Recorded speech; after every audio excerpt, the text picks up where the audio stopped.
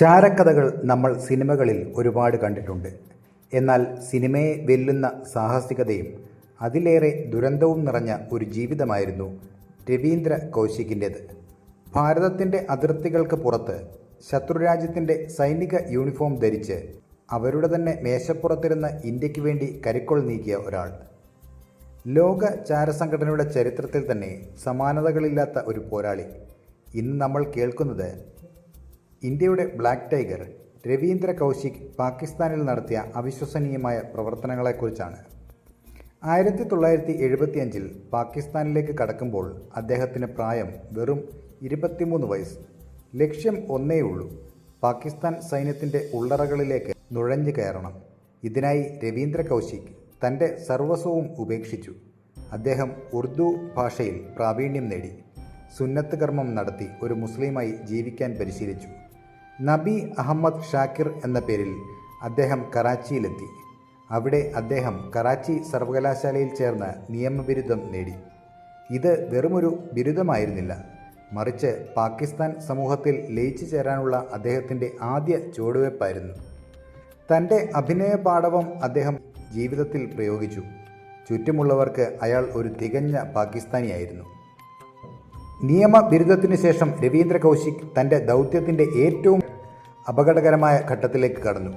അദ്ദേഹം പാകിസ്ഥാൻ സൈന്യത്തിൽ ചേരാൻ അപേക്ഷ നൽകി. കഠിനമായ പരീക്ഷകളിലും ശാരീരികക്ഷമതാ പരിശോധനകളിലും അദ്ദേഹം വിജയിച്ചു. ഒടുവിൽ ഒരു കമ്മീഷൻഡ് ഓഫീസറായി പാക് സൈന്യത്തിൽ നിയമനം നേടി. ആലോചിച്ചു നോക്കൂ, ഒരു ഇന്ത്യൻ ചാരൻ പാകിസ്ഥാൻ സൈനിക യൂണിഫോം ധരിച്ച് ആ രാജ്യത്തെ സൈനികരോടൊപ്പം പരേഡ് ചെയ്യുന്നു, അവർക്കൊപ്പം ഭക്ഷണം കഴിക്കുന്നു. ക്രമേണ അദ്ദേഹം മേജർ പദവിയിലേക്ക് ഉയർത്തപ്പെട്ടു. സൈന്യത്തിൻ്റെ അഡ്മിനിസ്ട്രേറ്റീവ് വിഭാഗത്തിലായിരുന്നു അദ്ദേഹത്തിന് ചുമതല.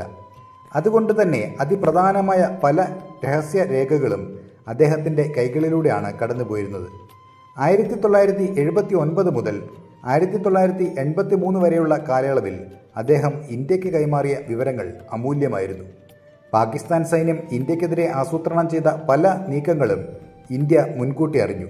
രാജസ്ഥാനിലെ അതിർത്തികളിൽ പാകിസ്ഥാൻ സൈനിക വിന്യാസം നടത്തുമ്പോൾ ഇന്ത്യൻ സൈന്യം അവരെ നേരിടാൻ നേരത്തെ തന്നെ സജ്ജമായത് രവീന്ദ്ര കൗശിക് നൽകിയ രഹസ്യ വിവരങ്ങൾ മൂലമായിരുന്നു. പടിഞ്ഞാറൻ അതിർത്തികളിൽ ഇന്ത്യയുടെ പ്രതിരോധം ശക്തമാക്കാൻ അദ്ദേഹം നൽകിയ മാപ്പുകളും സൈനിക രേഖകളും വലിയ പങ്കുവഹിച്ചു. തൻ്റെ ചാരവൃത്തി ആരും സംശയിക്കാതിരിക്കാൻ അദ്ദേഹം അമനത്ത് എന്ന പാകിസ്ഥാനി യുവതിയെ വിവാഹം കഴിച്ചു. അവർക്കൊരു മകനും ജനിച്ചു. തൻ്റെ ഭാര്യയോടോ കുഞ്ഞിനോടോ പോലും അദ്ദേഹം സത്യം വെളിപ്പെടുത്തിയില്ല. തൻ്റെ രാജ്യസ്നേഹത്തിന് മുന്നിൽ അദ്ദേഹം സ്വന്തം വ്യക്തിപരമായ വികാരങ്ങളെ അടിച്ചമർത്തി. ഓരോ നിമിഷവും പിടിക്കപ്പെടുമെന്ന ഭയമുണ്ടായിരുന്നിട്ടും ഇന്ത്യയുടെ കാവൽക്കാരനായി അദ്ദേഹം അവിടെ തുടർന്നു. അന്നത്തെ ഇന്ത്യൻ പ്രധാനമന്ത്രി ഇന്ദിരാഗാന്ധി അദ്ദേഹത്തിൻ്റെ ധീരതയ്ക്ക് നൽകിയ പേരാണ് ബ്ലാക്ക് ടൈഗർ. എന്നാൽ 1983 കാര്യങ്ങൾ മാറിമറിഞ്ഞു. രവീന്ദ്രയെ സഹായിക്കാനായി ഇന്ത്യയിൽ നിന്ന് അയച്ച ലോ ലെവൽ ഏജന്റിനെ പാക് രഹസ്യാന്വേഷണ വിഭാഗം പിടികൂടി. ക്രൂരമായ പീഡനങ്ങൾക്കൊടുവിൽ അയാൾ നബി അഹമ്മദ് ഷാക്കിർ എന്ന മേജറുടെ യഥാർത്ഥ മുഖം വെളിപ്പെടുത്തി. രവീന്ദ്ര കൗശിക് അറസ്റ്റ് ചെയ്യപ്പെട്ടു. ഒരു മാപ്പ് ചോദിച്ചിരുന്നെങ്കിൽ, അല്ലെങ്കിൽ ഇന്ത്യയെ തള്ളിപ്പറഞ്ഞിരുന്നുവെങ്കിൽ ഒരുപക്ഷെ അദ്ദേഹത്തിന് ശിക്ഷയിൽ ഇളവ് ലഭിക്കുമായിരുന്നു.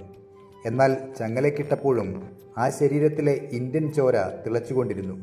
നീണ്ട 18 വർഷം അദ്ദേഹം ജയിലിൽ അനുഭവിച്ചത് നരകയാതനകളായിരുന്നു.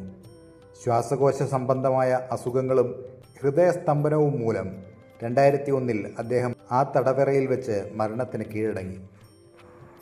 രവീന്ദ്ര കൗശിക് മരിക്കുമ്പോൾ അദ്ദേഹത്തിൻ്റെ ഭൗതികദേഹം പോലും ഇന്ത്യക്ക് ലഭിച്ചില്ല. സെൻട്രൽ ജയിലിൻ്റെ പിന്നിലെ മണ്ണിൽ അദ്ദേഹം അടക്കം ചെയ്യപ്പെട്ടു. ഇന്ന് നമ്മൾ അനുഭവിക്കുന്ന ഈ സ്വാതന്ത്ര്യത്തിന് പിന്നിൽ ഇതുപോലെ പേരും നാടുമില്ലാതെ മറുനാട്ടിൽ മൺമറഞ്ഞു പോയ അനേകം ധീരരുടെ ത്യാഗമുണ്ട്. രവീന്ദ്ര കൗശിക് എന്ന പേര് ഓരോ ഭാരതീയൻ്റെയും ഉള്ളിൽ ഒരു കനലായി ജ്വലിക്കണം.